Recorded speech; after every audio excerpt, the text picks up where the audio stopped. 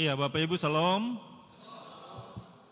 Iya, siang ini kita akan lanjut dengan materi seminar yang nanti akan disampaikan oleh Pendeta Dr. Bambang Nursena kepada kita sekalian.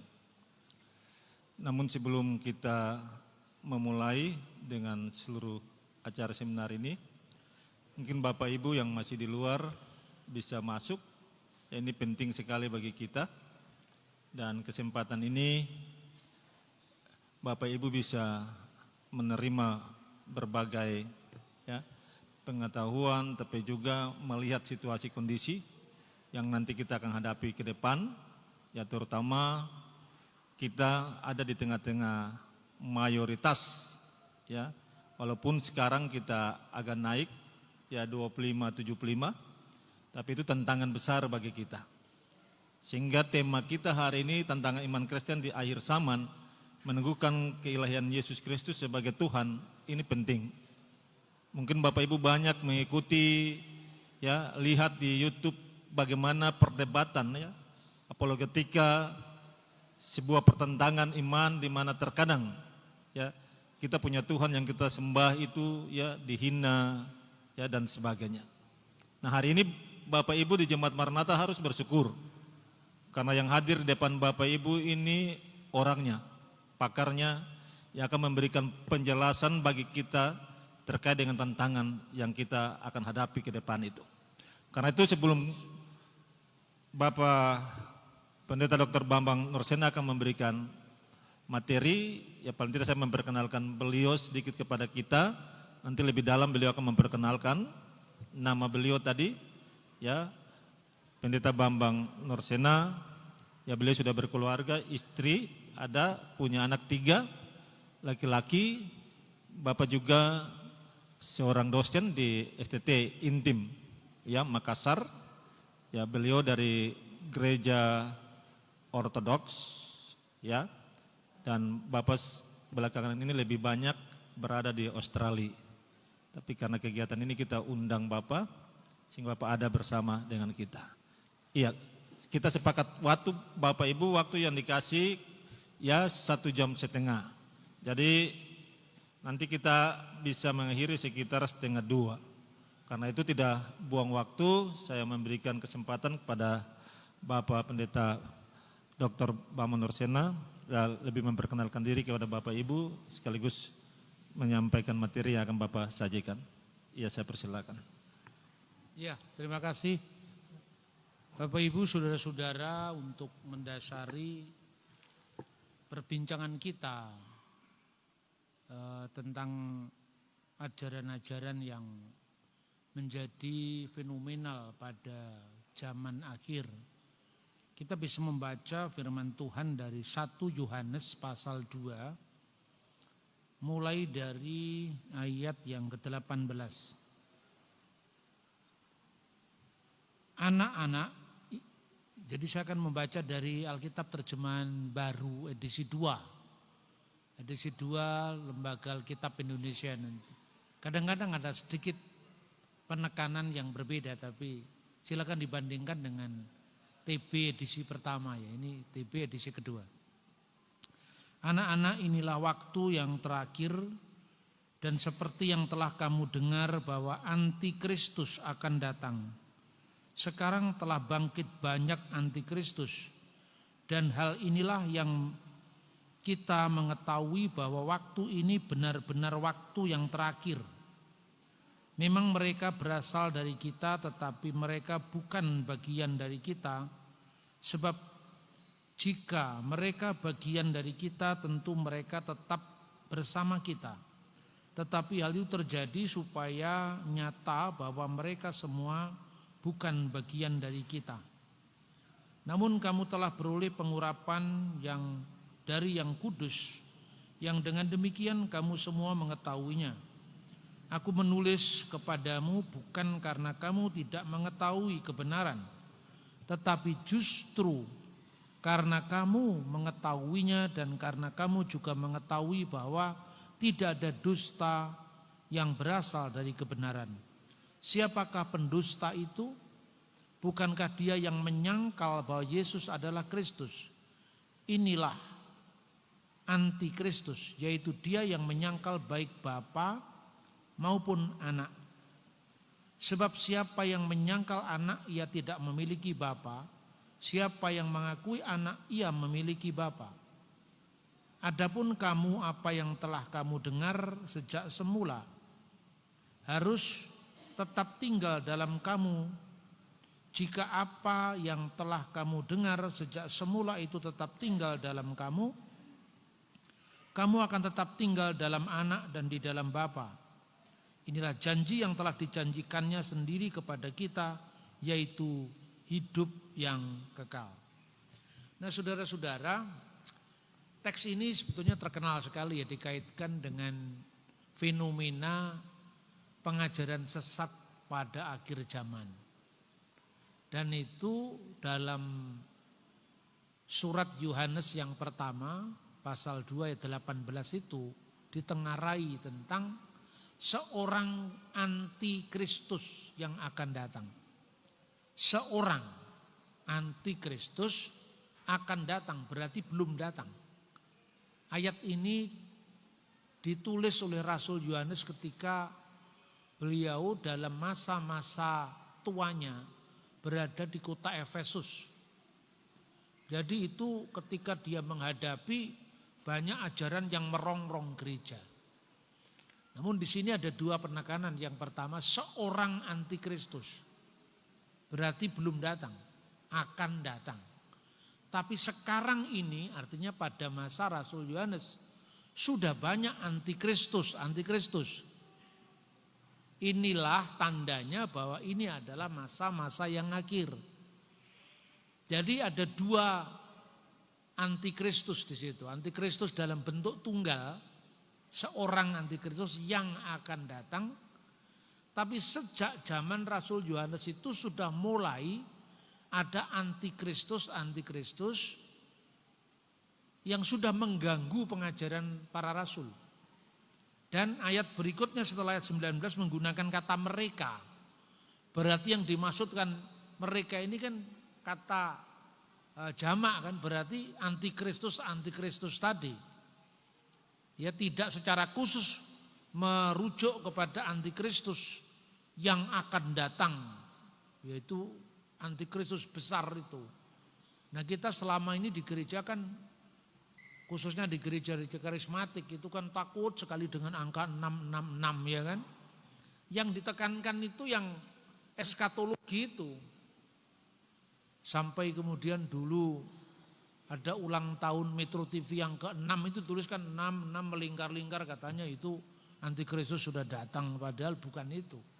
Kita lupa bahwa sesungguhnya yang real terjadi, karena ini yang sedang terjadi sejak zaman para rasul. Itu adalah gangguan para antikristus. Dan itu nampak dari fenomena pengajaran sesat. Nah, pertanyaannya, pengajaran sesat apa yang diawali pada sejarah gereja? Satu. Kedua, apa ciri-ciri antikristus itu? Secara etimologis, asal-usul kalimatnya, dan secara teologis kira-kira seperti apa bentuk penyesatannya itu. Dari rangkaian ajaran sesat di abad 2 awal ini, abad ketiga, abad keempat, nanti kemudian gereja melakukan konsili. Konsili itu sebetulnya juga memberantas ajaran-ajaran sesat itu.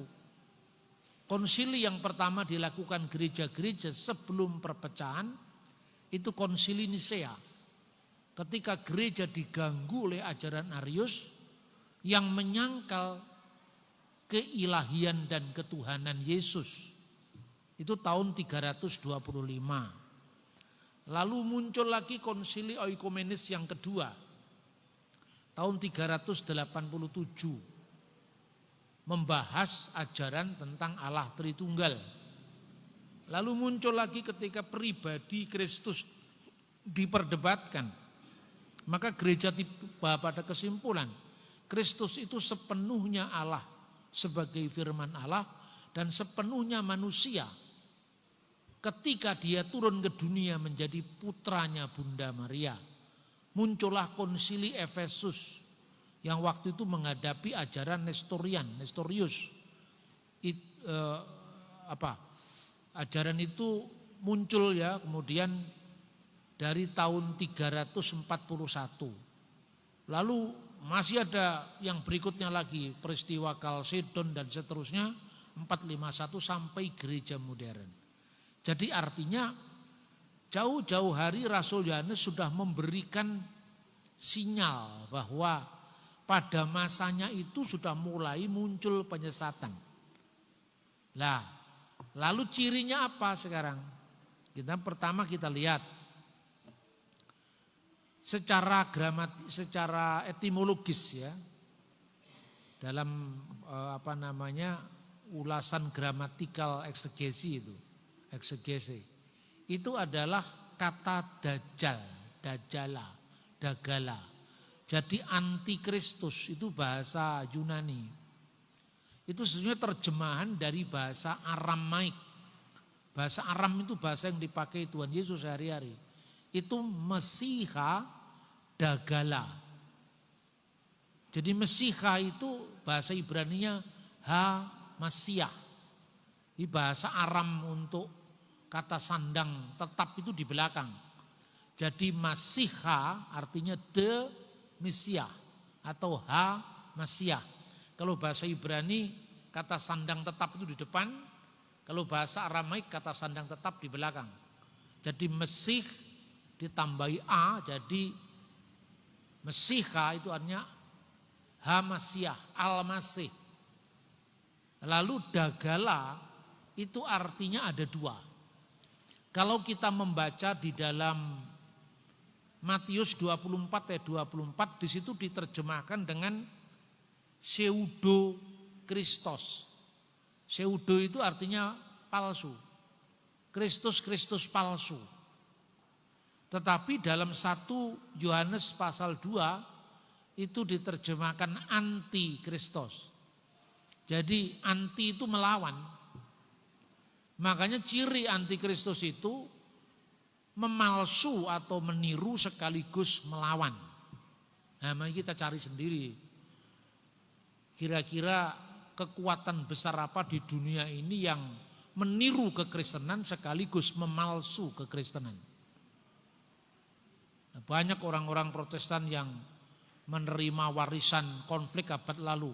Antikris itu Katolik gitu, tidak ada hubungannya. Wong Katolik itu sepanjang zaman memuliakan Tuhan Yesus.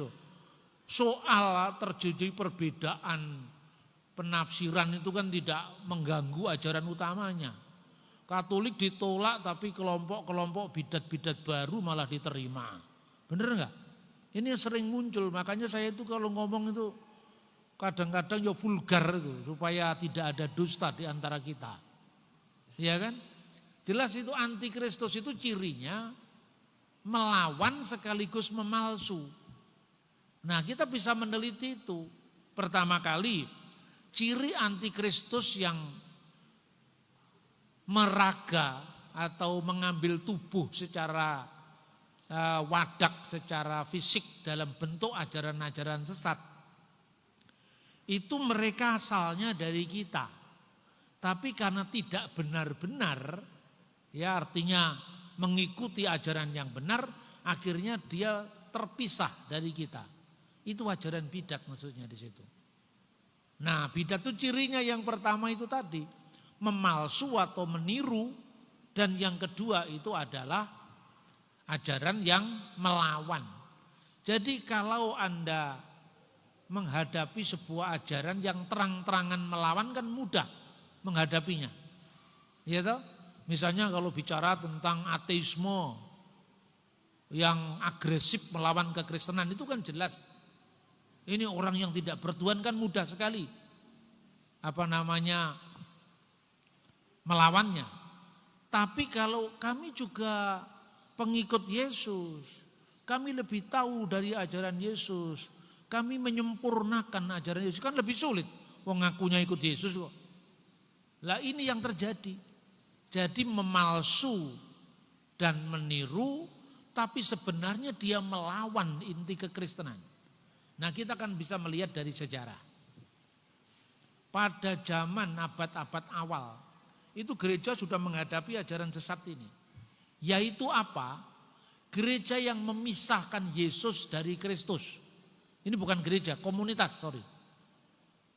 Yesus itu kan sosok kemanusiaan yang lahir ke dunia itu kan. Makanya malaikat berkata, anak yang dilahirkan itu akan disebut Yesus, karena dia akan menyelamatkan umatnya.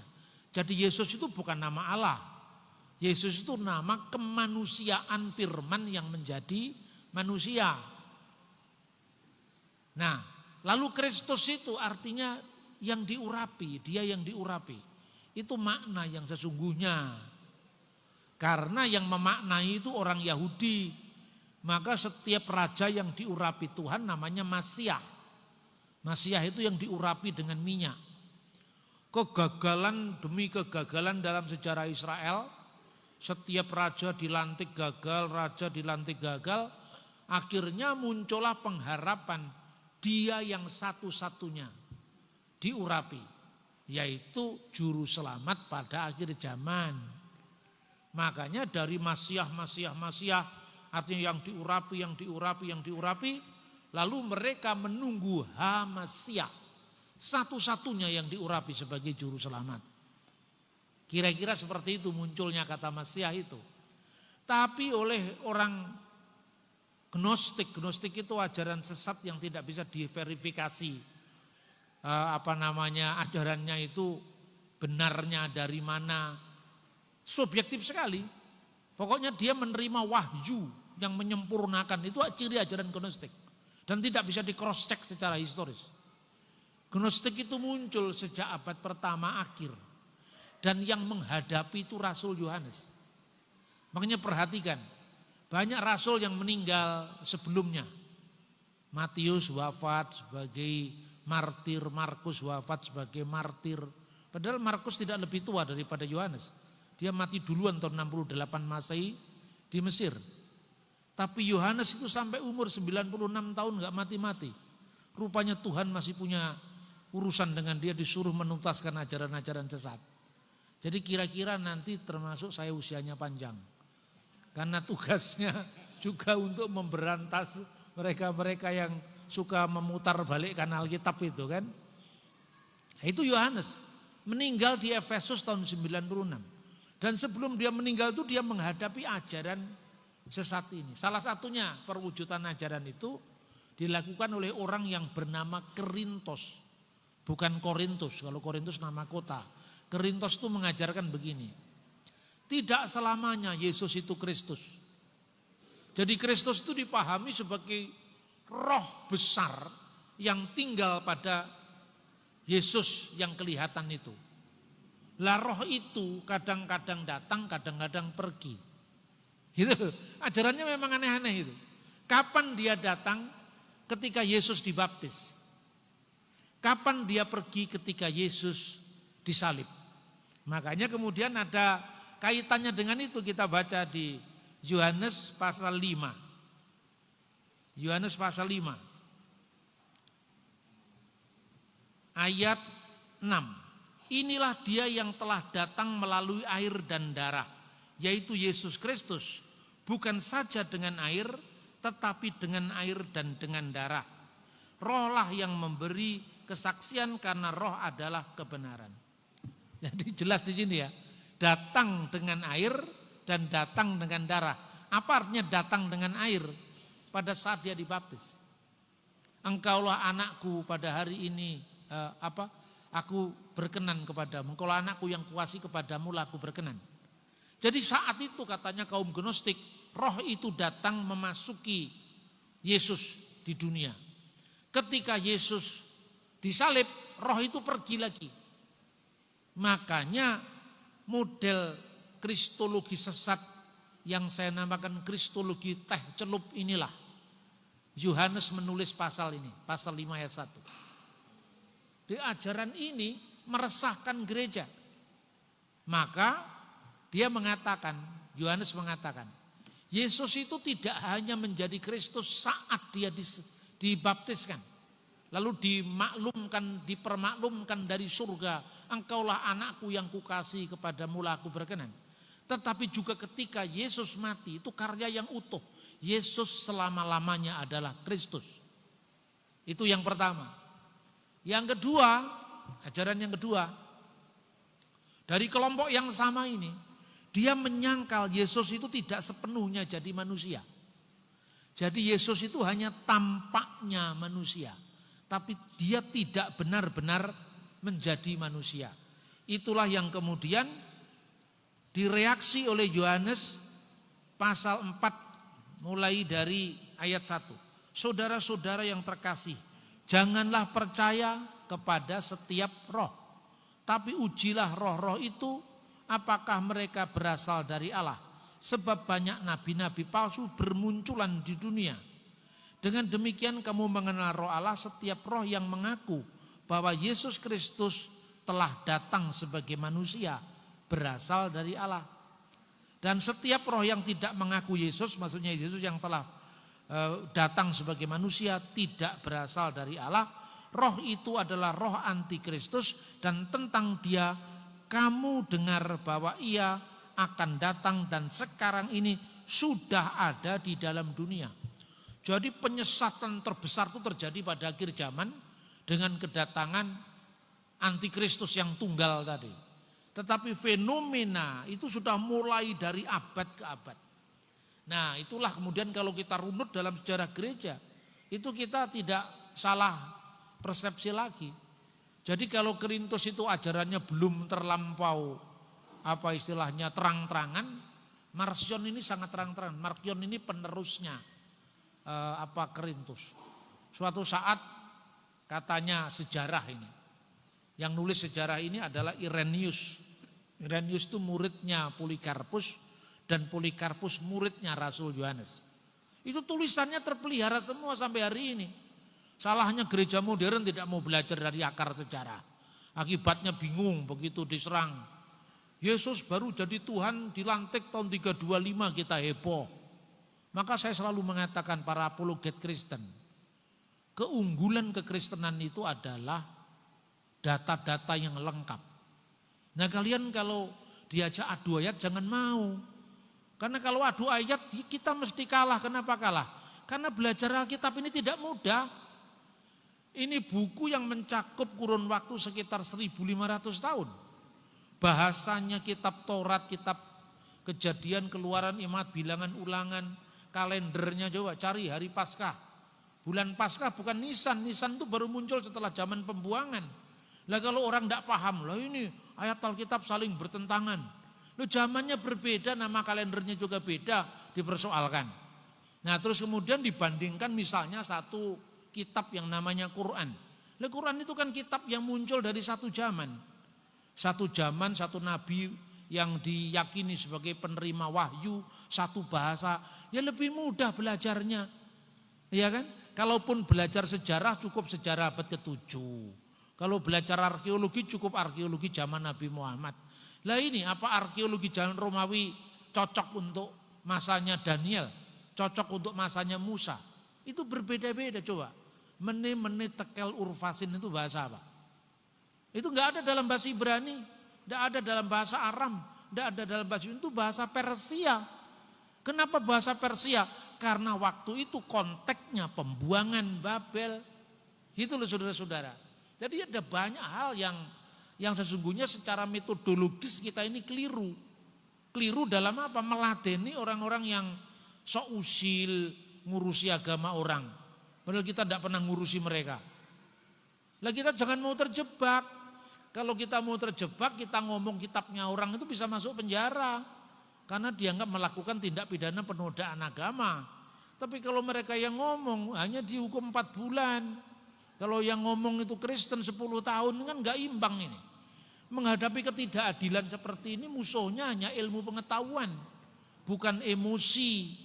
Ya jadi strategi militansi aja gak cukup.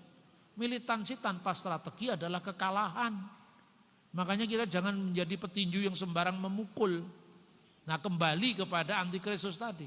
Jadi cirinya antikristus yang dihadapi oleh generasi kemudian itu dikembangkan. Siapakah roh antikristus itu? Yang telah menyangkal Yesus telah datang jadi manusia. Ya, berarti itu ajaran apa itu? Gini loh kira-kira kalau ngomong lebih dalam lagi ya. Zaman sebelum kekristenan muncul di bumi ini, dunia waktu itu sudah diisi dengan berbagai spekulasi melalui filsafat Yunani. Nah, ini saya ngomong sekilas saja supaya tidak panjang lebar. Karena ini terkait dengan ketuhanan Yesus yang katanya mengambil alih filsafat Yunani, ketuhanan Yesus yang katanya pagan. Rata-rata orang yang mau begitu juga nggak ngerti filsafat, nggak ngerti teologi, nggak ngerti sejarah lagi. Jadi kalau sekedar otak-atik ayat, ngapain kita harus ngomong agama orang? Ya, jadi ada dua filsafat yang ekstrim bertentangan satu sama lain. Satu yang disebut filsafat Parmenides. Filsafat ini mengajarkan bahwa realitas atau keberadaan ini sifatnya tunggal, tidak terbagi, tidak berubah. Segala sesuatu itu tetap tidak berubah. Hanya misalnya kalau satu panah sekarang di sini, pada waktu detik kesekian dia ada di sini, pada waktu ini dia melesat di sana. Panahnya ini tetap sama, hanya waktu yang membuat dia berada di tempat yang berbeda. Nah itu, yang begini nih, memang kalau kita tidak ngerti pun juga nggak apa-apa. Tapi paling tidak jangan awam. Musuhnya dari filsafat ada, ala Parmenides itu adalah Heraklitos. Heraklitos itu mengatakan begini, segala sesuatu itu berubah. Satu-satunya yang tidak berubah adalah perubahan itu sendiri. Jadi semuanya itu berubah. Karena itu dunia itu semuanya berubah, tidak ada yang bisa dijadikan rujukan, semuanya nisbi. Dua filsafat yang saling bertentangan itu didamaikan oleh Plato. Plato mengatakan Epimenides benar, Parmenides benar, Heraklitos juga benar. Yang dikatakan realitas atau keberadaan itu tidak berubah, tetap itu di alam ide. Alam ide itu tidak tersentuh oleh indera kita. Lah, Parmenides segala sesuatu tetap itu di sana. Sebaliknya, Heraklitos segala sesuatu berubah itu di dunia yang kita huni sekarang ini loh. Segala sesuatu berubah, nisbi, tidak ada yang bisa dibela mati-matian, tidak ada yang bisa pegang mati-matian, semuanya akan lewat dan berubah. Lalu Plato mencontohkan, ada orang yang terpenjara di gua, tapi kepalanya ada di mulut gua. Ketika ada sapi lewat di situ misalnya, dia menyangka bayangan sapi itu adalah sapi, padahal itu hanya bayangan. Ketika ada pohon diterpa matahari, dia nganggap bahwa bayangan pohon itu adalah realitas, padahal cuma bayangan. Ketika dia keluar dari penjara, dia tahu, oh semua itu hanya bayang-bayang. Dunia ini relatif karena dia menjadi bayang-bayang dari dunia ide yang akan datang. Itu basicnya seperti itu kira-kira. Nah kemudian orang Yunani dari pandangannya Plato itu lahir yang namanya Neoplatonisme. Misalnya dipimpin oleh Plotinus, Antonius Sakas. Dia mengatakan begini, karena Allah itu ada di alam ide, maka Allah tidak pernah bisa disentuh oleh kita ciptaan, kosmos, manusia, antropos. Karena manusia itu tinggal di alam yang temporal ini. Sementara Allah itu ditinggal di dunia ide yang tak terseberangi. Untuk berkomunikasi tidak mungkin karena itu tidak terseberangi, tidak terjembatani. Makanya ada yang menjembatani. Itulah yang disebut logos. Logos itu bukan Allah dan bukan manusia. Bukan theos, bukan pula antropos. Bukan theos juga bukan bagian dari alam semesta atau kosmos. Jadi logos itu di tengah-tengah. Nah melalui logos inilah dijembatani antara yang sebelumnya tak terjembatani, antara Allah dengan manusia. Nah, seperti itu. Nah, kemudian ketika Alkitab diterjemahkan ke dalam bahasa Yunani di Alexandria, namanya Septuaginta. Bahasa Ibrani untuk Davar Elohim, firman Allah, itu diterjemahkan dengan Logos Tuteo. Tapi logosnya Septuaginta ini tidak sama dengan logosnya filsafat Yunani tadi. Nah, pergulatan terus dilakukan ketika orang, ini sebelum zaman Kristen semua yang saya ceritakan ini. Yesus belum turun ke dunia ini. Ini zaman sebelum Kristen, kira-kira abad ketiga sebelum Masehi. Lalu muncul seorang filosof Yahudi dari Alexandria namanya Philo. Philo itu mengatakan, logos itu begitu pentingnya karena menjadi jembatan antara manusia yang penuh dosa, manusia yang penuh kekurangan ini dengan Tuhan yang maha sempurna. Maka orang berdosa tidak mungkin mengalami kesempurnaan tanpa logos. Begitu pentingnya logos ini, maka logos disebut Deuterotheos, Allah kedua. Lah ini berarti kan apa? Menyimpang dari ajaran kitab suci, karena Alkitab tidak pernah mengatakan Allah itu ada dua, Allah itu hanya satu. Makanya kemudian ketika menghadapi kelompok Gnostik yang mengatakan Yesus tidak pernah benar-benar jadi manusia, Yohanes justru mengajarkan en arki in ologos, bahasa aslinya, ke ologos in prostonteon, ke theos in ologos. Pada mulanya adalah firman, dan firman itu bersama-sama dengan Allah, dan firman itu adalah Allah. Jelas logos itu Allah sendiri, bukan Allah kedua, karena Allah itu hanya satu. Shema Yisrael Adonai Elohenu Adonai Echad. Dengarkanlah wahai Israel, Tuhan Allah kita, Tuhan itu esa. Lalu logos itulah yang menciptakan alam semesta, tapi ini bukan logos yang terpisah dari Allah. Ini logosnya Allah. Firman ini firmannya Allah. Maka firman itu harus sepenuhnya Allah. Lalu firman yang sepenuhnya Allah yang menciptakan segala sesuatu, maka ayat 3 dalam Yohanes pasal 1, segala sesuatu dijadikan oleh Dia.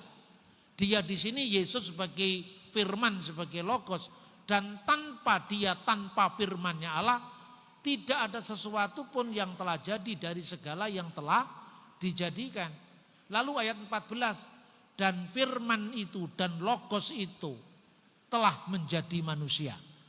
Nah, sekarang pertanyaan, mana ajaran Yunaninya yang dituduhkan orang-orang polemikus muslim itu? Katanya Kristen jiplak filsafat Yunani. Kalian yang tidak tahu filsafat jangan ngomong filsafat. Mana ada dalam ajaran filsafat Yunani logos itu sepenuhnya Allah? Tidak, logos itu dalam filsafat Yunani adalah intermediary being, entitas yang bukan Allah juga bukan manusia. Injil Yohanes beda. Firman itu adalah Allah, sehingga tidak ada dua Allah, cuma ada satu Allah.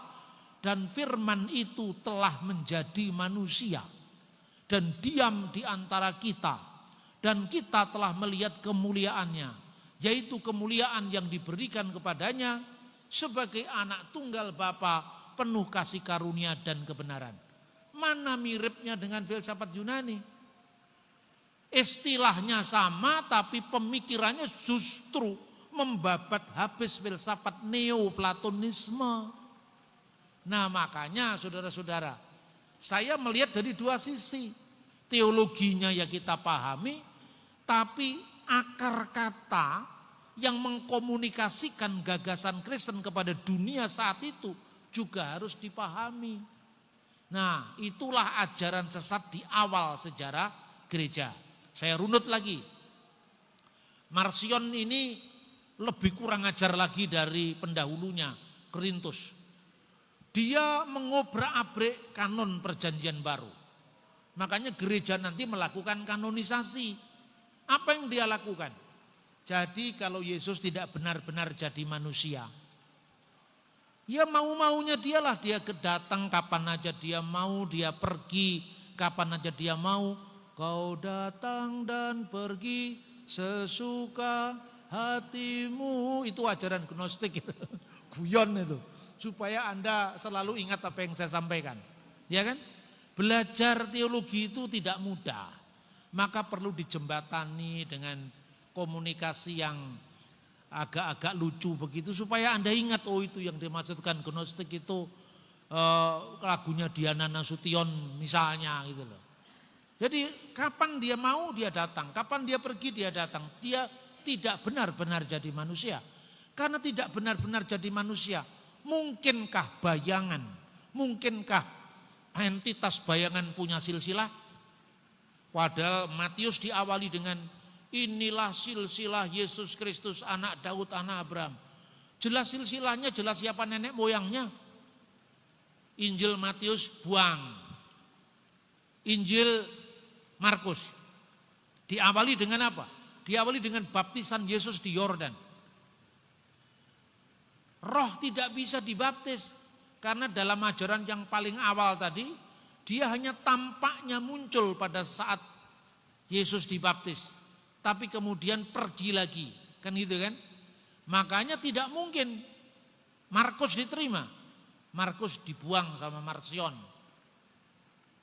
Yohanes apalagi, karena Yohaneslah yang menghadapi ajaran gnostik sebelumnya, dibuang karena ada penegasan firman itu Allah dan firman itu menjadi manusia, dibuang. Kemudian tinggal Injil Lukas. Injil Lukas dibaca pasal pertama, ada berita kelahiran Yesus kepada perawan Maria. Pasal kedua, ada sunatnya Yesus, ada kelahirannya, diberitakan oleh para gembala. Pasal 3 ada silsilahnya lagi. Waduh, gak ada yang cocok nih pasal 1, 2, 3. Pasal 1, 2, dan 3 juga dibuang. Tinggal pasal 4 sampai pasal 24 diambil sama dia, dikasih judul The Gospel of Marcion. Lalu gereja otomatis bertindak dong. Kita ini warisannya para rasul. Kamu diajar oleh rasul siapa? Kamu ditahbis oleh rasul siapa? Enak aja kamu bikin ajaran-ajaran baru. Makanya gereja lalu mengadakan kanonisasi paling awal, yaitu yang sekarang dokumennya dikenal kanon Muratori. Itu ditemukan sudah sekitar tahun 150 Masehi. Itulah zamannya Marcion. Pertanyaannya sekarang, kenapa Marcion harus mengubrak-abrik perjanjian baru? Kenapa Marcion harus mencuri kitabnya dari perjanjian baru? Karena tidak ada kitab lain yang berbicara tentang Yesus kecuali perjanjian baru. Lalu bagaimana dengan Injil Maria Magdalena? Dengan Injil Petrus, dengan perbuatan Yohanes, dengan kisah Rasul Paulus. Itu kan juga Injil, itu dikasih nama Injil tapi bukan Injil. Karena itu munculnya baru abad ketiga, abad kedua akhir. Injil Yudas itu abad kedua akhir, apalagi abad ketiga. Karena seandainya sudah ada Injil Filipus, Injil Maria Magdalena yang katanya Yesus itu suaminya Maria Magdalena, yang kemudian diviralkan lewat film Da Vinci Code dan film banyak film-filmnya itu, The Last Tomb of Jesus Christ misalnya, Simon Jacobici misalnya. Kalau benar, kenapa harus mengambil perjanjian baru pada generasi paling awal Marcion? Kenapa tidak langsung ngambil Injil Thomas? Kenapa tidak langsung ngambil Injil Barnabas? Karena Barnabas baru muncul abad 16 paling akhir itu. Jadi di sepanjang sejarah ini pemalsuan demi pemalsuan Injil terus berlangsung. Inilah yang diantisipasi oleh Rasul Yohanes. Dan ciri zaman akhir itu diawali dari penyesatan terhadap ajaran yang meniru gereja sekaligus melawan gereja. Jadi itu zamannya Marcion. Setelah Marcion wafat, mati, para rasul, murid-muridnya para rasul juga sudah mati semua. Tinggal generasi keempat, generasi kelima. Maka di situ mereka lebih liar lagi, karena apa? Saksi mata kan sudah tidak ada. Jadi dia bikin acara sendiri, dia bikin komunitas sendiri, dia bikin Injil sendiri, lalu dikasih nama Injil itu dengan nama-nama para rasul. Makanya muncul Injil Thomas yang katanya Yesus membuat mujizat dari tanah dibentuk seperti burung merpati, lalu ditiup menjadi burung sungguh-sungguh. Itu dari abad keempat. Injil Tufuliah atau The Arabic Gospel of Infancy itu dari abad kelima, aslinya dari bahasa Aramaik yang mengatakan Yesus ketika masih bayi digendong ibunya Bunda Maria, dia sudah bisa bicara. Itu dari abad kelima, teks Arabnya dari abad ketujuh. Ya, semuanya ini hasil pemalsuan dari abad-abad kemudian yang tidak memiliki kesinambungan sejarah dari abad pertama. Itu zamannya Marcion. Lalu setelah Marcion muncul lagi ajaran baru. Namanya ajaran Basilides. Basilides itu mengatakan begini, dia tinggal di Alexandria. Karena Yesus itu tidak benar-benar jadi manusia, mungkinkah bayangan bisa disalibkan? Tidak mungkin. Kalau gitu harus kita cari gantinya, siapa yang disalib mengganti Yesus. Dia ngarang-ngarang sendiri. Basilides itu mengajarkan bahwa siapa yang hadir pada saat Yesus disalibkan itu. Oh, Simon dari Kirene. Maka kita bikin aja teori. Yang disalibkan bukan Yesus. Karena Yesus itu tidak bisa disalib. Karena sesuatu yang sifatnya tidak real, tidak benar-benar jadi manusia, tidak mungkin disalib. Maka yang disalib adalah Simon orang Kirene yang wajahnya diserupakan dengan Yesus. Itu abad ketiga di Alexandria. Kemudian abad keempat muncul lagi namanya Kisah Rasul Yohanes. Jadi dia mengarang cerita ketika ketika Yesus disalibkan itu, sebenarnya yang disalib, yang diarak ke kayu salib ke Golgota dengan memikul salib itu bayangan saja, bayangannya Yesus. Tapi Yesus sejati itu ada di Bukit Zaitun, sambil memandangi orang-orang yang mengarak bayangan yang tidak jelas tadi. Lalu di situ disaksikan oleh muridnya yang bernama Yohanes, John the Apostle, Yohanes sang rasul.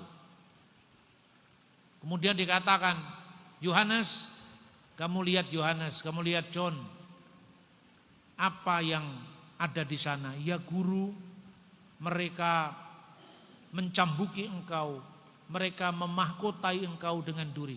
Kamu perhatikan sungguh-sungguh, itu saya apa bukan?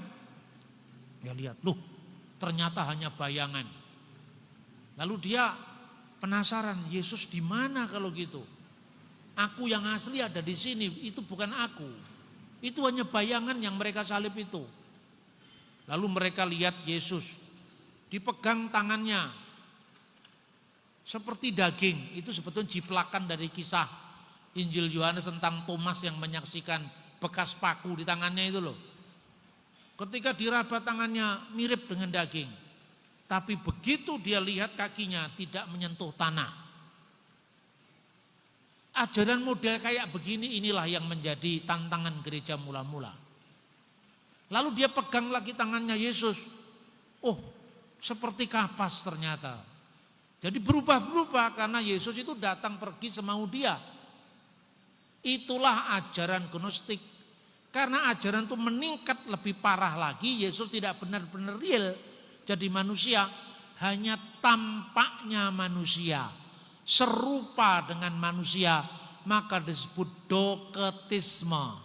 Berasal dari bahasa Yunani dokein yang artinya tampaknya, kelihatannya, serupa dengannya. Itu abad ketiga. Abad keempat mulai muncul lagi seorang presbiter, seorang pendeta, namanya Arius. Arius ini juga tidak bebas sama sekali dari filsafat Yunani ini. Dia mengatakan anak Allah itu lebih rendah dari Bapa. Kenapa dia mengatakan begitu? Karena dalam pandangan filsafat Yunani ya, tidak ada creatio ex nihilo. Tidak ada penciptaan dari tidak ada menjadi ada. Tapi alam semesta ini mengalir dari yang maha ada. Jadi alam dengan Tuhan itu sehakikat. Seperti apa itu? Seperti laba-laba dengan rumahnya. Rumah laba-laba itu dibuat kan dari ingusnya laba-laba itu. Jadi sehakikat itulah teori yang namanya emanasi, pengaliran. Jadi segala sesuatu itu mengalir dari Tuhan, entitas awal ini. Lah, yang mengalir dari aliran pertama ini tentu lebih rendah daripada sumber alirannya. Aliran yang ketiga mengalir dari aliran kedua, lebih rendah lagi. Makanya ada jenjang-jenjang ketuhanan. Lalu si Arius mengaburkan antara kemanusiaan Yesus yang kelihatan dengan firman Allah yang tidak berjenjang dengan Allah. Lalu dia katakan tidak masuk akal. Masa Yesus tidak lebih rendah dari Sang Bapa? Bukankah Yesus sendiri mengatakan di Injil Yohanes, Bapa itu lebih besar daripada aku. Padahal Yesus bicara seperti itu. Itu kan dalam misinya ketika dia menjadi manusia. Bapa lebih besar daripada dirinya. Tapi Yesus sebagai firman. Apakah firman Allah itu lebih rendah dari Allah? Ini bukan ajaran filsafat Yunani yang mengalir tadi, tidak. Mengalir kan satu hakikat. Seperti riak-riak gelombang, itu kan satu hakikat dengan gelombang samudra. Seperti percikan-percikan api, itu kan satu hakikat dengan bara apinya. Nah itu bukan ajaran Kristen, itu ajaran emanasi dalam filsafat Yunani. Ajaran itu yang dalam filsafat ketuhanan disebut panteisme. Pan itu segala sesuatu, theos itu Allah, isme itu paham. Jadi paham yang mengatakan segala sesuatu itu adalah Allah. Lah inilah yang kemudian muncul di Injil Thomas. Injil Thomas itu mengatakan ini. Usirlah perempuan itu daripadaku, kata Yesus. Kenapa guru? Karena perempuan tidak layak memperoleh hidup yang kekal. Terus kemudian muridnya bertanya, bagaimana supaya perempuan memperoleh hidup yang kekal? Suruh dia jilmakan dirinya jadi laki-laki. Nah ini ajaran gnostik. Lalu dari mana Yesus punya kata-kata seperti itu? Tidak ada saksinya kan? Nah ini perlunya yang namanya sejarah bapak-bapak gereja. Agar kita tidak menafsirkan teks dari abad pertama semau kita. Dengan abad 20 karena gara-gara kita mengaku diri dari Roh Kudus. Roh Kudus bicara pada saya tadi malam. Di mana? Gimana ngomongnya itu? Klaim-klaim seperti ini kan menjadi ciri daripada gereja-gereja modern yang tidak bisa diverifikasi. Inilah ciri ajaran gnostik. Jadi kalau ditanya, dari mana kau perlu ajaran itu? Zamannya Korintus gak berani terang-terangan karena Yohanes masih hidup. Zamannya Marcion tidak berani terang-terangan bikin buku sendiri karena apa? Muridnya Yohanes masih hidup. Namanya Polikarpus. Polikarpus menjadi uskup atau penilik jemaat salah satu dari gereja yang tercatat dalam kitab Wahyu 7 jemaat itu. Salah satunya kan muridnya Yohanes yang menjadi pemimpin di Smyrna. Masih ada saksi. Generasi keempat, kelima gak ada saksi lagi. Kalaupun ada saksi, mereka masih bisa ngakali. Kamu lihat itu, Injil Thomas. Kabarnya beredar di Mesir, Injil Thomas. Siapa yang tulis itu? Kayaknya Thomas gak pernah nulis Injil. Caranya cross check gereja bagaimana? Irenaeus, muridnya Polikarpus, Polikarpus muridnya Yohanes. Saya bisa membuktikan daftar para penilik jemaat, para uskup, para episkopos yang ada di seluruh dunia ini, maksudnya dunia yang dikenal pada zaman dia. Siapa yang mentahbis dia? Rasul siapa hubungannya? Tidak pernah ada ajaran semacam seperti itu. Coba katanya siapa yang mengarang itu? Yohanes, Thomas. Thomas punya murid namanya siapa? punya murid namanya Tadius. Tadius sudah wafat. Tadius itu kan muridnya Thomas. Thomas sudah wafat, Tadius punya murid namanya Agius. Agius sekarang ada, dia berkarya di wilayah ini. Cross check. Benarkah dulu gurumu pernah mengajarkan bahwa Yesus bersabda, usirlah perempuan itu daripadaku karena dia tidak layak memperoleh kehidupan. Oh enggak. Murid-muridnya Yesus juga perempuan. Ada Maria Magdalena, ada Marta. Banyak muridnya, ada Salome. Tidak ada yang seperti itu. Caranya gimana untuk menghindari cross check seperti itu? Kan sebetulnya saksi-saksi secara kronologis kan masih bisa hidup. Masih hidup waktu itu. Caranya gimana? Baca The Gospel of Judas, The Gospel of Thomas, pasal pertama. Inilah perkataan rahasia yang diucapkan oleh Yesus kepada Thomas Didimus kembaran Kristus. Secara rahasia, maka intinya jangan kamu cross check, wong itu cuman rahasia kok. Ini wahyu khusus. Bener gak? Persis sama dengan Injil Yudas. Injil Yudas mengatakan, inilah perkataan rahasia yang diucapkan oleh Yesus Kristus hanya kepada Yudas seminggu sebelum kematiannya. Cross checknya bagaimana? Yudas sudah gantung diri. Tapi dia pilih nama-nama orang yang tidak punya murid, yang tidak bisa di cross check. Akhirnya apa? Muncullah penyesatan-penyesatan itu sampai di zamannya Arius. Arius mengatakan ada waktu di mana firman Allah itu tidak ada. Ada waktu kan, anak Allah itu kan artinya firman Allah itu kan. Karena firman itu telah menjadi manusia dan tinggal di antara kita. Dan kita telah melihat kemuliaannya, yaitu kemuliaan yang diberikan kepadanya sebagai anak tunggal Bapa. Jadi anak itu kiasan untuk firman Allah. Nah sekarang ada waktu di mana anak Allah tidak ada. Arius dipanggil sama patriarknya. Patriark itu kalau sekarang di gereja Protestan ketua sinode. Jadi panggil, kenapa kamu ajaran yang aneh-aneh? Diajak debat itu ketua sinodenya. Sudah dilarang-larang, ini kamu bertentangan dengan ajaran para rasul. Dia malah menunjukkan diri sosok yang teraniaya. Lalu dia diberi waktu, kamu boleh mengkoreksi pendapatmu.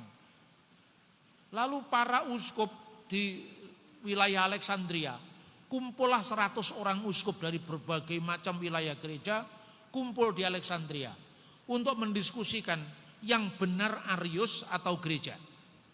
Jadi semua itu ada prosesnya, bukan tiba-tiba aja Konstantin memaksakan ketuhanan Yesus itu ajaran tidak bermutu. Kayak gitu kok ya ada orang Kristen yang terpengaruh. Sudah bacaannya kurang, refleksinya kurang kritis, mainnya kurang jauh, tapi PD-nya luar biasa kan. Kelompok ini kan PD-nya luar biasa. Nantang-nantang debat orang, bacaannya cuman ya nggak bisa membedakan sumber primer, sumber sekunder, apalagi tersier. Hanya dikatakan ini ada dokumennya. Ini dokumen dari tahun berapa? Bahasanya apa?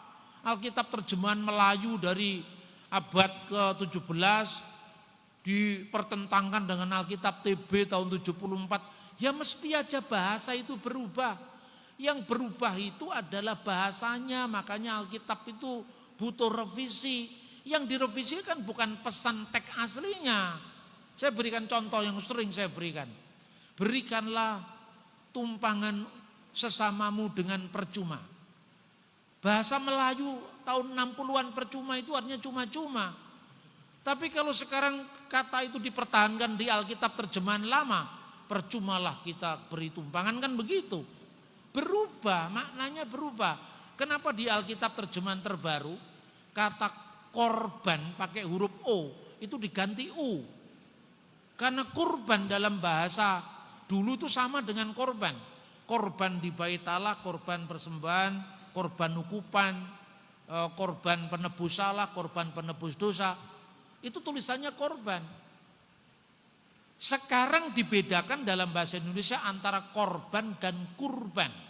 Kalau kurban itu kurban persembahan di bait Allah, korban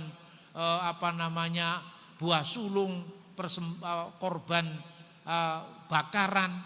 Tapi kalau sekarang korban perkosaan, korban pelecehan, korban penipuan. Lah ini kalau Alkitabnya tidak diganti dengan bahasa yang bisa dipahami oleh generasi baru, ya akhirnya kan kacau maknanya. Jadi orang salah paham lagi mengatakan firman Tuhan kok setiap saat direvisi. Yang direvisi itu terjemahannya, Dul. Firman Tuhan gak direvisi aslinya.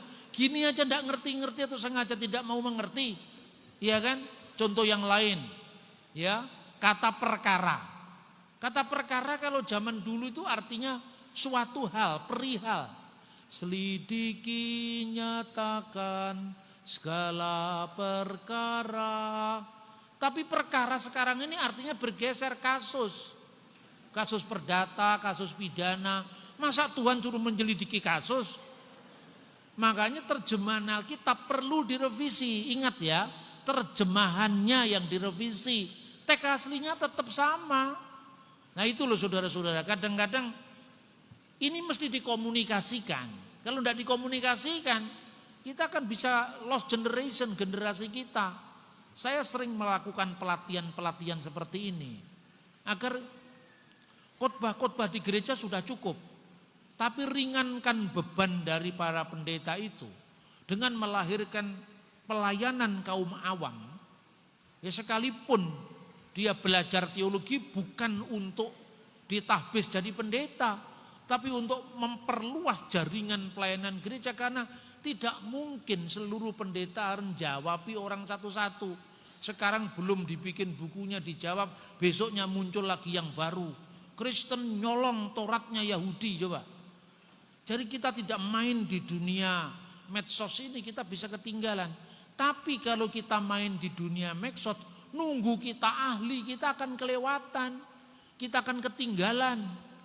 Nah kembali ke konsili tadi, setelah diperingatkan 100 orang, dibuktikan kamu salah. Yang kamu sebut anak Allah tidak mungkin setara dengan Bapa, itu kemanusiaan Yesus. Tapi kalau firman Allah, masa kamu bedakan dengan Allah? Kamu ini secara tidak sadar terpengaruh oleh filsafat neoplatonisme, bahwa aliran pertama dari sang realitas ini lebih rendah dari aliran, seperti air sungai itu loh. Air samudra gitu. Nanti di sungai yang paling dekat dengan samudra kan ikannya lebih banyak. Nanti begitu semakin jauh diganti, tidak ada ikannya lagi di situ. Karena apa? Sudah airnya menjadi air tawar, bukan air asin gitu loh. Jadi semakin dekat dengan samudranya, semakin asli, semakin melimpah. Semakin jauh dari limpahan ketuhanan itu. Makanya kurang ilahi yang jauh itu. Yang pengaliran kedua lebih dekat dengan yang ilahi. Aliran ketiga sedikit lagi tinggal 80%. Aliran keempat sedikit lagi tinggal 70%. Itulah ajaran yang nantinya disebut ajaran martabat 7 dalam aliran tasawuf Islam itu. Nah ini mesti dipahami. Ya, kemudian disidanglah Arius itu. Kamu kalau tidak mau mengubah pendapatmu, kamu harus keluar dari Mesir. Keluar dari Mesir dia. Tapi di sana sini dia tebar pesona. Tebar pesona, saya orang yang dianiaya oleh patriark saya, oleh ketua saya dianiaya, saya dianggap sesat. Padahal yang saya lakukan kan saya cuma mengatakan apa yang sesuai dengan Alkitab. Karena Alkitab mengatakan Bapa itu lebih besar daripada aku. Lah orang yang dengar di luar, keterlaluan sekali Patriark Alexander. Kan Arius benar mengatakan Bapa lebih besar daripada aku. Padahal kasusnya apa di situ? Bapa lebih besar daripada itu merujuk kemanusiaan Sang Kristus, tidak merujuk kepada keilahiannya sebagai firman Allah. Kira-kira kalau dipersingkat begini, firman Allah dengan Allah itu duluan mana? Ini kalau soal urutan kan, duluan Allah apa duluan firman Allah? Nah kalau dijawab duluan Allah, berarti Allah eksistensinya sudah ada. Firmannya Allah belum ada. Berarti ada waktu di mana eksistensi Allah sudah ada. firman Allah belum ada, berarti pernah ada waktu dia tidak punya firman. Pernah ada waktu dia tidak maha berfirman. Pernah ada waktu dia tidak bisa berbuat apa-apa. Mencipta pun tidak bisa karena firmannya belum lengkap. Apa seperti itu? Bayi lahir tidak bisa langsung ngomong I love you kan? Baru dia belajar bahasa Inggris. I just call to say I love you. Itu kan proses belajar. Jadi manusia dapat bicara, dapat berpikir, itu proses belajar. Lah Tuhan masa pernah belajar? Tuhan tuh dari kekal sampai kekal. Dia yang ada, yang sudah ada, yang akan datang. Dia tidak pernah tidak ada firman. Dia tidak pernah tidak bisa berfirman. Dia selalu maha, maha dan maha. Maka Tuhan dengan firman-Nya dan dengan rohnya sejak kekal tidak bisa dipisahkan. Terus Anda tanya kepada saya, Pak Bambang, ini tolong Pak dijawab, jangan tersinggung ya Pak. Bapak dengan pikiran Bapak lebih tinggi mana? Itu pertanyaan orang yang kurang satu on itu. Karena pikiran saya itu satu dengan saya, bagaimana bisa dibandingkan? Minta maaf Pak, saya tidak bisa menerima roh Bapak. Saya tidak bisa menerima pikiran Bapak. Saya hanya bisa menghormati Bapak. Loh kalau kamu menerima saya, kamu harus menerima pikiran saya dan roh saya. Pak Bambang kita hormati. Tapi rohnya tidak. Hanya orang-orang yang bingung yang mengatakan begitu. Karena Allah, firman Allah dan roh Allah itu satu paket. Bagaimana bisa dipisah-pisahkan? Bagaimana bisa dibanding-bandingkan? Pada mulanya Allah menciptakan langit dan bumi, Elohim. Bereshit bara Elohim et hasamayim ve et sa'aret. Bumi itu belum berbentuk. Vhaaret hayyetah tohu wa bohu. Belum berbentuk dan kosong. Itu proses keadaan dunia sebelum sempurna kan. Masih chaos, masih tohu wa bohu. Vhosek alpenitehom. Dan kegelapan meliputi samudra raya. Wiruah Elohim, perhatikan, dan roh Allah. Merakefet al-finihamayim, melayang-layang di atas permukaan air. Itu artinya bukan roh Allahnya lebih kecil dari airnya melayang-layang. Itu kata kiasan yang mengartikan Allah menyalurkan daya hidup dari dirinya sendiri kepada ciptaan itu, sehingga dari chaos menjadi kosmos. Dari ketidakteraturan menjadi keteraturan. Bumi bergerak pada orbitnya masing-masing. Matahari, bulan, bintang. Itu maknanya Tuhan memberikan keteraturan lewat rohnya yang tertib itu. Makanya dari chaos menjadi kosmos. Berfirmanlah Allah. Wa yomer Elohim yehior wa yehior. Jadilah terang, maka terang itu jadi. Jadi diciptakan lewat firman-Nya. Lah kalau firman pernah tidak ada, dengan apa Allah menciptakan firman-Nya? Nah itu kira-kira seperti itu. Maka kemudian gereja bersidang. Muncullah draft pengakuan iman. Draftnya. Tapi waktu itu Konstantin dari perjalanan dari Makedonia menuju ke Alexandria. Dia kecewa berat ketika mendengar perdebatan antara Arius dengan patriarknya itu. Sedianya saya ingin mengunjungi kota Alexandria. Tapi begitu kabar yang tidak penting itu terdengar di telinga saya, aku membatalkannya walaupun sudah menempuh separuh perjalanan darinya. Jadi Konstantin tidak punya peran penting dalam konsili seperti yang diceritakan film Da Vinci Code itu. Konstantin itu terbukti manusia politik. Manusia politik itu lihat angin. Kalau anginnya menguntungkan dia ikut. Kalau tidak, dia tidak ikut. Makanya hati-hati. Jangan sampai 5 tahunan gereja dijadikan mekanisme 5 tahunan. Gereja harus punya dasar yang kuat. Maka kemudian Konstantin tidak jadi pergi ke Alexandria. Tapi kemudian ada uskup dari Spanyol. Namanya Hosius. Yang nantinya memimpin sidang pertama konsili ini. Dia mengatakan bahwa saya kira gereja punya pertimbangan sendiri. Bagi engkau wahai kaisar ini tidak penting. Tapi bagi kami para imam-imam gerejanya, para pendeta gereja, kita tidak mungkin kompromi dengan ajaran-ajaran yang tidak diajarkan oleh para rasul. Lalu Konstantin mengizinkan Hosius meneliti kasusnya Arius itu ke Alexandria. Setelah diteliti dia lapor kepada Konstantin, kita tidak bisa kompromi. Kompromi dengan Arius sama dengan mengoyakkan jubah Kristus. Lalu Konstantin mengizinkan, kalau gitu selesaikan persoalan teologi itu, tapi kalau bisa jangan mengganggu keseimbangan situasi kekaisaran. Oke, siap. Sebelum konsili itu kan tahun 318. Diperlukan waktu 7 tahun sampai konsili itu. Kalau Konstantin aktornya konsili seperti yang orang-orang sombong itu mengatakan, Yesus kan baru dilantik jadi Tuhan di konsili Nisea. Masa Tuhan kok dilantik umatnya? Benar apa tidak?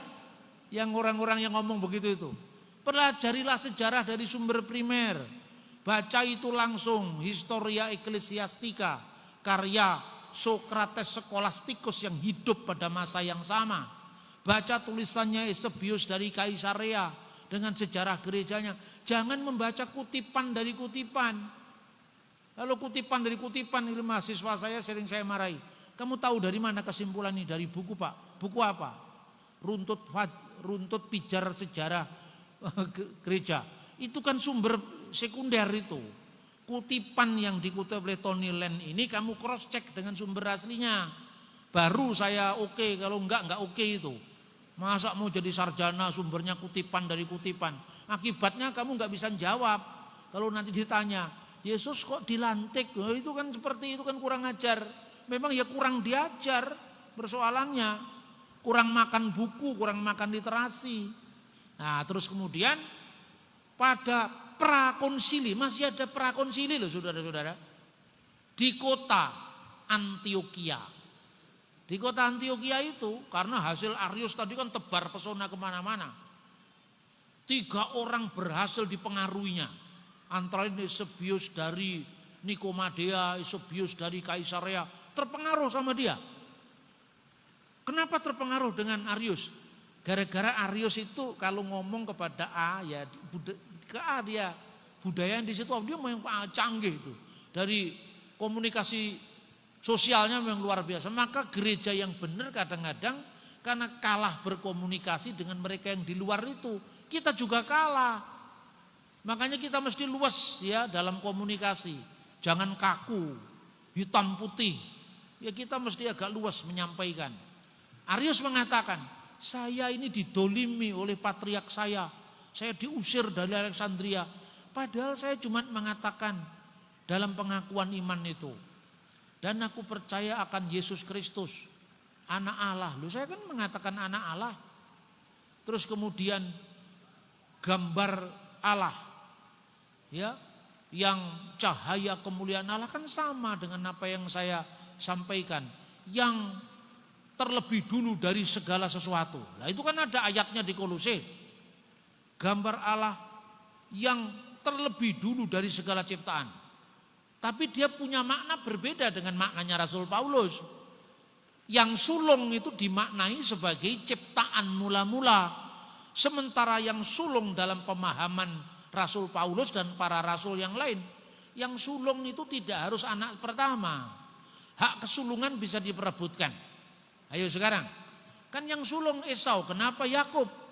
Karena kesulungan dalam budaya Israel tidak hanya sulung sebagai anak yang lahir pertama, tapi hak kesulungan itu hak untuk memimpin mezbah keluarga, hak untuk menerima berkat orang tua, dan hak untuk menerima warisan 2 kali lipat.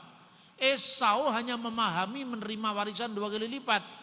Kalau sekarang saya jual juga nanti akan selesai. Dia tidak menghormati berkat rohani, pemimpin mezbah keluarga dan mendapatkan berkat dari orang tua. Maka kesulungan tidak harus berarti urutan waktu. Ini salahnya saksi Yehova. Maka yang sulung dipahami, Yesus itu kan anak pertama kita adik-adiknya. Pangkatmu apa kamu jadi adiknya Yesus itu? Benar apa tidak? Ini konteks yang seperti ini sebetulnya bisa dikatakan ini orang-orang awam yang mengajar di mana-mana begitu pedenya. Dan jemaat awam itu tertarik karena kepedean dia itu. Bukan karena isinya gitu loh. Makanya diadakan sidang prakonsili di Antioquia. Wah, heboh dunia saat itu karena apa? Sejarawan gereja yang sangat terkenal yang namanya Eusebius dari Kaisarea membela Arius. Gara-gara itu tadi, Arius salahnya di mana? Dia cuma mengatakan yang sulung dari segala ciptaan. Tapi tafsirannya yang beda kan? Kan kata yang sulung itu kan ada di pengakuan iman gereja kami, pengakuan iman Kaisarea. Jadi sebelum gereja punya pengakuan iman panjang, Syahadat Nikia Konstantinopel, setiap gereja itu punya pengakuan iman masing-masing. Roma punya pengakuan iman rasuli yang kita baca tadi. Dengan pengakuan iman rasuli kan kita belum tahu apa-apa. Dan akan anaknya yang tunggal Yesus Kristus Tuhan kita. Yesus asalnya dari mana? Cuma dikatakan anaknya tunggal, anaknya yang tunggal Tuhan kita kan? Kalau di pengakuan iman panjang kan jelas. Yang diperanakkan dari Bapa sebelum segala abad. Karena firman itu keluar dari sang Bapa. Allah dari Allah, terang dari terang. Allah yang sejati dari yang sejati. Artinya apa? Karena apa? Tidak mungkin aliran dari Allah itu lebih rendah dari Allah. Karena ini bukan ajaran Neoplatonisme itu untuk mengajari ajaran sesat yang dilakukan oleh bidat Origenes waktu itu. Nah kemudian dikatakan Allah dari Allah, terang dari terang, Allah sejati dari Allah sejati, dilahirkan, tidak diciptakan atau tidak dibuat, ya, tidak dijadikan. Kenapa? Yesus dilahirkan, sebelum lahir dia sudah ada. Sudah ada di mana? Dalam diri Allah. Makanya dikatakan Abraham melihat hariku dan dia akan melihatnya, dia akan bersuka cita. Umurmu belum sampai 50 tahun. Bagaimana kamu mengatakan itu seperti itu? Yang berumur belum 50 tahun itu kan kemanusiaannya. Tapi Yesus sebagai firman yang in the beginning was the word and the word was with God and the word was God, sudah ada sebelum segala sesuatu. Karena olehnya segala sesuatu dijadikan, alam semesta ini segala sesuatu dijadikan oleh dia dan tanpa dia tidak ada sesuatu yang jadi dari segala yang telah dijadikan. Makanya orang itu sembarang aja menuduh, mengatakan Tritunggal Kristen itu mirip dengan Dewa Krishna. Dewa Krishna lahir dari seorang perawan. Mana ada literatur Hindu yang mengatakan Dewa Krishna lahir dari seorang perawan? Itu karangannya orang bule yang langsung Anda percaya. Kan orang bule kan tidak mengerti Ramayana, tidak mengerti Mahabharata. Saya orang Jawa sejak kecil nonton itu. Jadi saya ngerti ibunya Krishna namanya siapa, lahir wajar, tidak ada lahir dari perawan. Begitu bukunya ditulis oleh orang barat kita langsung percaya. Dikutip begitu saja. Mitos-mitos tentang kelahiran dari seorang perawan. Dewa Krishna. Dewa Mitra. Saya itu, saudara-saudara, saya kan mengajar teologi agama-agama. Jadi saya paham betul pemujaan terhadap Siwa, pemujaan terhadap Krishna. Bahkan kadang-kadang saya menyanyikannya tanpa berat hati karena nadanya indah-indah. Krishna Krishna Hare Hare, Hare Krishna Hare Krishna, Krishna Krishna Hare Hare, Hare Rama Hare Rama, Rama Rama Hare Hare. Itu India. Saya nyanyi begitu, saya paham ajaran Krishna, saya membaca Bhagavad Gita. Saya punya Bhagavad Gita dalam bahasa Sanskrit yang sering dikutip Bung Karno itu. Karmani wadikarasti mapalesu kedacana. Berjuanglah tanpa menghitung untung ruginya bagimu. Bung Karno membaca Bhagavad Gita dari Swami Vivekananda. Saya punya coretan-coretan tangan Bung Karno yang dibaca itu, saya punya bukunya. Tapi Bung Karno kan tidak sampai bisa nembang India. Saya lacak ke India, saya nembangnya bisa. Karmani wadikarasti mapalesu kadacana. Orang India kan gitu. Sanam demanam Jadi kalau ngomong India, ngomong Krishna, jangan cerita ke saya lah. Saya mulai dari versi pewayangan Jawa, Bali saya pelajari. Jadi Krishna tidak lahir dari seorang perawan. Krishna itu anak ke-8 dari bapaknya namanya Basudewa, ibunya namanya Dewaki. Kakak-kakaknya yang jumlahnya 6 orang dibunuh oleh raksasa Kangsa. Untuk melindungi itu maka lahirlah anak berikutnya yang kulitnya bule namanya Balaram atau Baladewa. Balaram itu janinnya dipindahkan kepada wanita lain yang namanya Rohini dari ibunya. Setelah itu Krishna dikandung secara wajar, dilahirkan di persembunyiannya sampai lahirnya Krishna. Enggak ada ceritanya lahir dari seorang perawan seperti kekristenan. Ada lagi yang mengatakan itu ciptaan dari Dewa Mitra Persia, lahir dari seorang perawan. Saya membaca langsung itu tulisan-tulisan Persia. Dewa Mitra lahir dari sebongkah batu, tidak ada lahir dari seorang perawan. Jadi cerita Mitra lahir dari perawan itu pengaruh Kristen yang memuncak setelah zamannya Kaisar Aurelian mengubah titik balik musim dingin yang dulunya dirayakan paling lambat tanggal 23 Desember menjadi 25 Desember.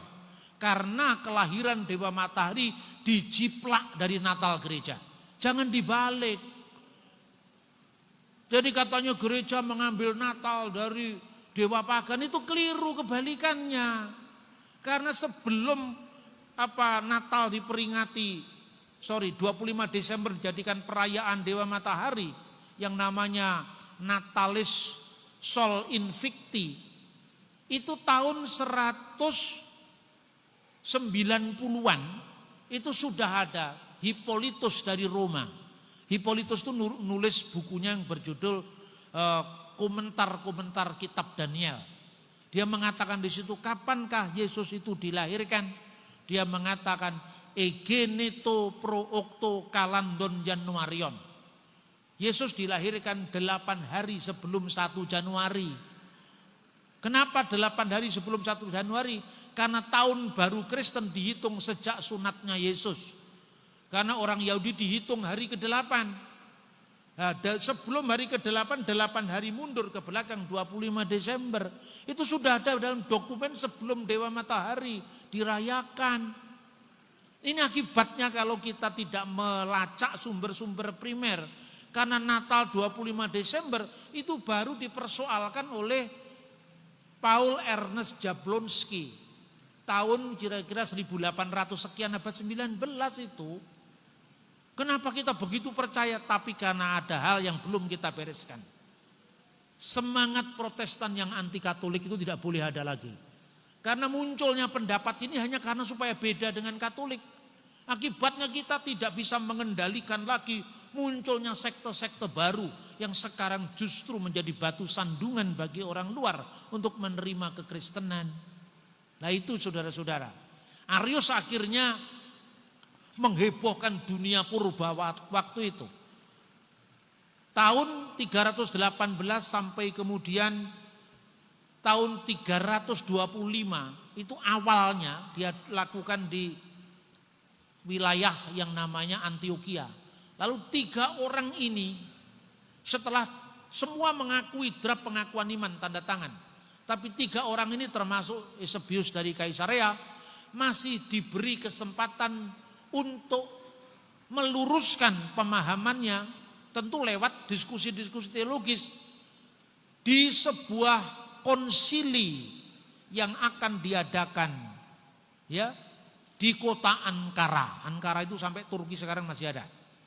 Tapi ternyata konsili itu tidak diadakan di kota Ankara, tapi diadakan di kota Nikea. Kenapa? Karena Konstantin yang keberatan. Saya tidak mau konsili diadakan di Ankara. Kenapa? Karena uskupnya kota Ankara itu terkenal anti Arius. Saya ingin gereja fair, adil. Jadi dengarkan pula yang anti Arius, dengarkan pula yang membela Arius. Karena kalau itu anti Arius pasti konsili akan digiring untuk mengutuk Arius. Oke, kalau gitu silakan konsili diadakan di Nisea, itu kota musim panasnya Kaisar Konstantin. Jadi biasanya kalau dia musim panas itu karena terlalu panas, dia ke kota Nisea itu, karena di situ kotanya sejuk. Karena perjalanan dari pusat Konstantinopel, ya ibu kota Konstantinopel sekarang namanya Istanbul, menuju ke Nisea, ini tidak ada jalur umum kira-kira kalau sekarang begitu. Kendaraan umum, kereta-kereta, karavan umum itu tidak ada. Kereta komersial. Karena itu para delegasi yang jumlahnya 318 orang ini dijemput oleh kereta keagungan Kaisar. Nah, lalu dipelintir lagi sejarahnya. Lihat, para pendeta dikumpulkan supaya satu suara menuhankan Yesus. Mereka dijemput dengan kereta-kereta keagungan Kaisar. Saya kalau ditanya begitu saya buat guyonan. Kamu tahu enggak Nisea itu bukan jalur umum, maka tidak ada bis malam ke sana. Tidak ada kereta di sana, maka yang ada kereta-keretanya Kaisar. Tapi itu dipolitisir sedemikian rupa seolah-olah Konstantin itu otak besar di balik ketuhanan Yesus gitu. Padahal ketuhanan Yesus itu bukan diciptakan oleh gereja. Itu ajaran semula, ajaran paling awal. Jadi Yesus disebut Allah itu karena apa? Karena dia firman Allah yang kekal. Tidak mungkin ya firman itu bukan Allah. Karena kalau firman bukan Allah, pertanyaannya sekarang, Allah menciptakan segala sesuatu dengan apa? Dengan firman, Pak. Allah menciptakan dengan firman-Nya. Yesus diciptakan apa tidak? Diciptakan, Pak. Siapa yang menciptakan Yesus? Ya Allah. Nah, Allah menciptakan bagaimana? Cukup berfirman loh. Yesus di sini siapa? Firman Allah. Firman-Nya belum diciptakan, masa menciptakan? Dengan firman-Nya Allah menciptakan. Firman mana? Maka karena firman Allah itu melaluinya Allah mencipta, maka firman pasti bukan ciptaan. Itulah makanya gereja mengatakan Allah dari Allah, terang dari terang, Allah sejati dari Allah sejati, dilahirkan tidak diciptakan. Karena olehnya segala sesuatu diciptakan. Nah, baru kemudian Roh Kudus tidak lebih sulit. Karena apa? Roh Kudus kan tidak berbentuk manusia, tidak pernah menjadi manusia. Jadi artinya ya Roh Kudus itu roh yang ada dalam diri Allah, selesai kan? Tapi karena Yesus itu firman, selain sebagai firman Allah yang kekal, dia menjadi manusia. Maka bagaimana hubungan antara kemanusiaan Yesus dengan keilahiannya sebagai firman Allah?